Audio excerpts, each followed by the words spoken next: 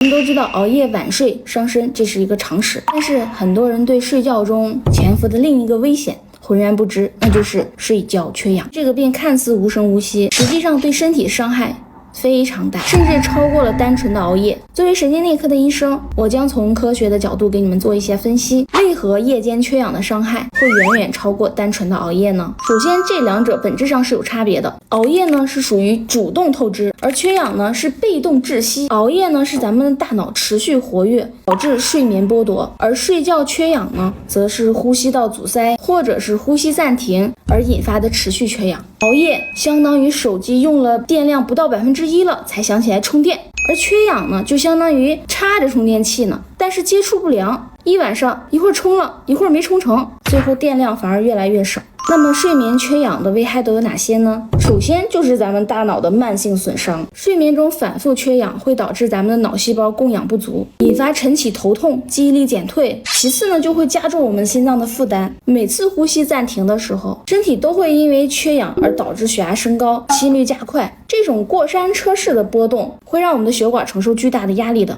最后呢，就是代谢系统的紊乱，形成恶性循环。缺氧呢，也会打乱咱们人体激素的平衡，导致食欲失控、血糖波动。为什么说缺氧比熬夜更危险呢？首先，缺氧会导致器官不可逆的损伤，熬夜以后补觉呢，可以部分的恢复我们的体力的。但缺氧导致的脑细胞死亡、心肌损伤是难以修复的，并且缺氧的症状比较隐蔽，容易被忽视。许多患者初期仅仅表现为白天有点倦怠，常常误以为睡得不合适或者是工作太累，直到出现了并发症才去就医。那么出现了缺氧问题，我们应该如何解决呢？首先一定要去做一个多导睡眠监测，去监测一下我们有没有夜间低氧的情况。多导睡眠监测呢，就是一个很简便的设备，这是诊断的金标准。做完多导睡眠监测我们医生会根据咱们的监测结果，会给你制定一个个性化的治疗方案。通常呢，我们都会首先推荐大家使用家用的呼吸机，就是采用给病人戴一个这个呼吸面罩，通过给病人的上呼吸道施加单一水平的持续正压，或者是双水平的交替正压，以缓解病人在睡觉过程中低通气或者睡眠呼吸暂停等等，从而呢达到治疗的目的。如果是鼻腔结构异常